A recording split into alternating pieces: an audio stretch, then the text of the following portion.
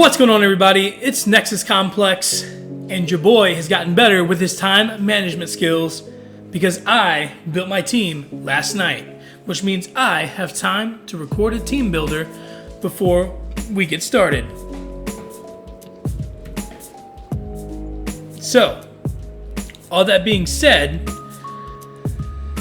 let's look at my opponent for week 3, Cal, and the Black City Bisharps. So, his ace, who has been putting in the finest of work this season, is G-Max Charizard. That thing is sporting 6 kills and 1 death, which for you people that don't like to read the screen and also aren't good at the maths, that's a +5 in differential, which is good for 3rd best in the league. That's a problem for my team. He counters a lot of my team really well. Another thing about G-Max Charizard, his move pool is pretty diverse. This is a idea that I did built on physical belly drum Charizard. You get Thunder Punch to counter the pesky water types, Acrobatics after you eat your Fakey Berry, and then a Blaze Kick for the fire coverage. That's scary. In G-Max, you're hard to take down. Now, it doesn't have to be this. As you can see here, Charizard, being around for such a long time, has a very diverse move pool. He can do a lot of different things. His stats lean more towards special, but his physical you can definitely work with. And with the proper investment, you can see that the move pool is pretty good. You can do a lot of things here. It's hard to prep for him. Oh, and solar power? It's like a choice band, but like Life Orb. It's like if Life Orb and Choice Band had weird like inanimate object fornication. Hey guys, so I just realized when I explained the hypothetical inanimate object fornication, I said that solar power is like Life Orb getting it on with Choice Band. That would be incorrect. It'd be Choice Specs. Solar power boosts special attack.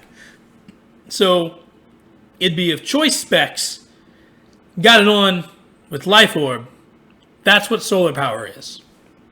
It can hurt a lot. So, just want to correct that. Just because I know how stupid that sounded when I was listening to it in post. And I'm like, hey, maybe next time come with a little bit more studying, buddy, before you just post something on the internet for everyone to see and hear. Yeah, so trying to correct myself before other people do. But I know what I said. I messed up. I'm sorry. So if he can get a sunny day up, that's a huge problem, but he'd have to be special. That's the only thing that saves it there. So, it's going to be hard. I think if you're going to use solar power with Charizard, your best bet is to run mixed and run Air Slash and Flamethrower with Belly Drum and then Thunder Punch everything away. You're going to be pretty much killing almost everything if you do that and you're able to get it off. Now, the rest of his team, you got Grimmsnarl, who I think is coming to the dance, Cinderace, who boasts Court Change, but he has never killed anything and he's never died. So, we'll see. But I don't think that you can afford not to bring Cinderace because Court Change is so good. If he doesn't bring Cinderace, you would probably bring Mr. Rhyme, so you at least have some type of hazard coverage to get that stuff out of there, because you don't want your Charizard coming in on a Stealth Rock, which I have 2 Pokemon that are capable of doing that. So I know Cinderace and Mr. Rhyme is coming. In terms of my team, I think Cinderace makes the most sense. Pyro Ball is devastating. I drafted Excadrill with my #1 pick. Excadrill no Leica the Pyro Ball. So I think he's bringing those 3. Obstagoon, I would say he would bring, but then you're talking about like possibly 3 to 4 physical attackers. So it might be a little much. If I had to guess, I think Obstagoon sits out and he brings Inteleon and Lucario. Lucario is another one of those Pokemon that's super diverse. He can go either way. And Inteleon is just a good special attacker, water type. I talked about Mr. Rime already.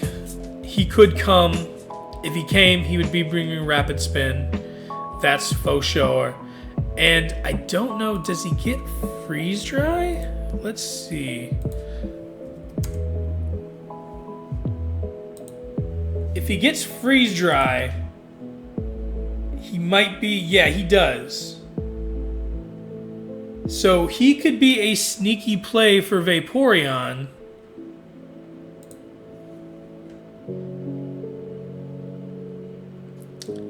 Yeah, that could be a good counter to Vaporeon that I wasn't really expecting.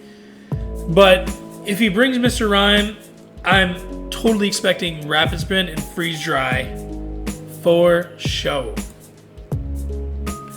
Base speed 70, so he's definitely going to outspeed Vaporeon.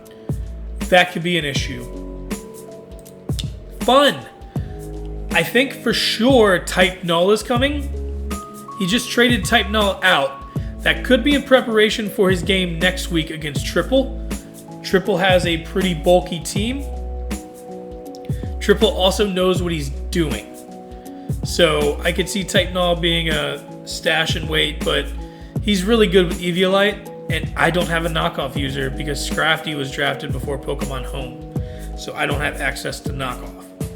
The Pokemon that I wanted to trade that has knockoff was scooped up yesterday while I was doing the sleeps. So that is disappointing. Rounding out his roster, he has Berserker and Manectric. I don't expect either of those, just because if I were prepping for my team and I had a Gmax Charizard, I would assume that Vaporeon is coming. And I don't think I'd bring Manectric to deal with Vaporeon when I have Mr. Rime that can do Freeze Dry. And also would do Rapid Spin. So I think Mr. Rime gives more utility for this week than Manectric. But you know what they say about the best laid plans, you know? So anyways, that was his team. Looking at my team, what we're going to do this week is we're planning on bringing Excadrill with an Okaberry and Mold Breaker. The Okaberry is in case we run into Charizard or Cinderace and we've got no choice but to take them on. He will live, if I did the calcs correctly and we don't get critted, he will live a Pyro Ball with Okaberry. It's essentially Focus Sash, but there you go. Earthquake, Iron Head, Rock Slide, and Rapid Spin. Ideally, if we end up against Cinderace free, we're going to Rapid Spin on the first turn. Hopefully we live, get the speed boost. I think we can outspeed Cinderace at that point, but I'm going to have to rerun the calcs. It would be close. If we do outspeed, because I'm assuming Cinderace would bring Heavy Boots or a different item. I don't think he's going to be Choice Scarfed, because usually Cinderace likes to Court Change, U-Turn, Pyro Ball, and it usually carries another move for coverage. If that's the case, we should outspeed, and EQ would take him down. That would be good for us, and the speed boost, hopefully, would outspeed most of the rest of his team, so Excadrill, if he dies, could do some damage before he goes down. Then we have Vaporeon. Like I said, we're going weakness policy. Actually, I don't think I talked about that. So the plan to deal with Gmax Charizard, right? Here we go. We're going to get into the plan. It's going to be like a Ocean's 8 type of thing. Like if this happens, then this happens. So stick with me. It's not that complicated. I'm not that smart. I just talk decent And I've been thinking about this for like a long time. So if he starts with Grimmsnarl, we're going to lead with Scrafty. It's all a guessing game. Who knows what can happen? But in his previous matches, he likes to go Grimmsnarl to get the screens up, and then Charizard sits behind it and lays waste to Japan like he's Godzilla. Just like in the movies, we have to have a contingency plan. So here's ours. We're going to go Scrafty with Assault Vest, Intimidate, Iron Head, Throat Chop, Brick Break, and Fake Out. If we come in one-on-one against Grimmsnarl, we're going to Fake Out. Fake Out has priority over Prankster. We get the Fake Out, then he's probably going to want to put up a screen. If he does that, hopefully Iron Head does enough damage we could get lucky and KO him, which I doubt it. We would need a crit and some luck. Or he gets the screen up, we hit Iron Head. He lives it, then he's got to make the choice. Is it worth it to get the other screen up, or do you want a Spirit Break to get some damage off to me? I'm assuming that he would probably sack Grimmsnarl at that point and go down to second Iron Head. But then both screens would be up. I'm assuming he brings Light Clay if you're setting screens. So that's why you have Brick Break. It's not ideal, but if we can get rid of Grimmsnarl and the screens are up, then Scrafty is going to Brick Break whatever comes in. The only thing that sucks about that is Charizard resists Fighting type. And if he Belly Drums, we got nothing for it. So that's the plan with Scrafty. Depending on if Charizard comes in and what happens, then we get into part 2 of that plan. If no Belly Drum is off, we're going to go Vaporeon, Weakness Policy, Water Absorb. Charizard is probably going to bring Max Lightning. It just makes sense. It covers a weakness. If we protect on the first turn and he goes into Max Lightning, then we're good. We can go ahead and Surf with Weakness Policy. That'll one-hit KO Charizard. No harm, no foul. Keep moving on about our lives. If he Belly Drums, that changes things drastically. Vaporeon will probably die to the Thunder Punch before Weakness Policy Surf can get off because he'll outspeed. So, if he gets the Belly Drum, we're probably going to have to go with Dracozolt. Choice Scarf, because I don't trust Hustle.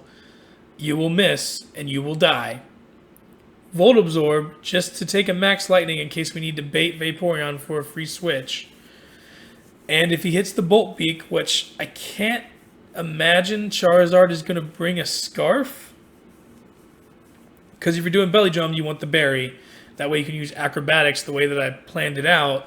So if that happens, we're going to Bolt Beak, and that should kill Charizard, assuming the screens are gone. A little bit more about Dracozolt. We got Rock Slide and Dragon Tail. Dragon Tail is really just to mess with things.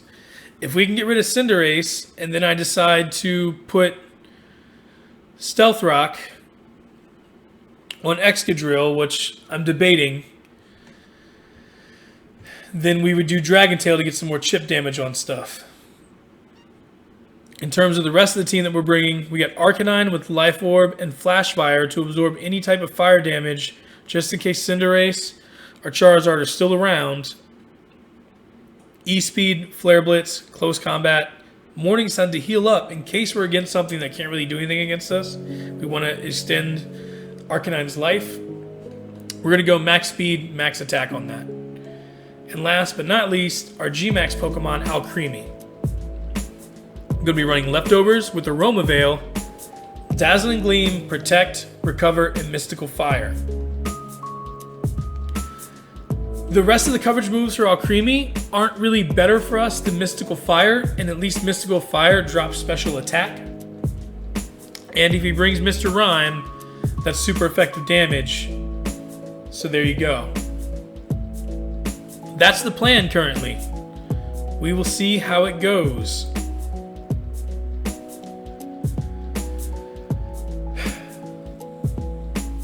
Yeah, I've tried. I tried to plan a lot.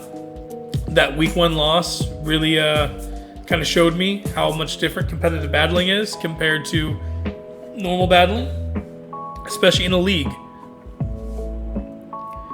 So we'll see how it goes, everybody. I'm optimistic.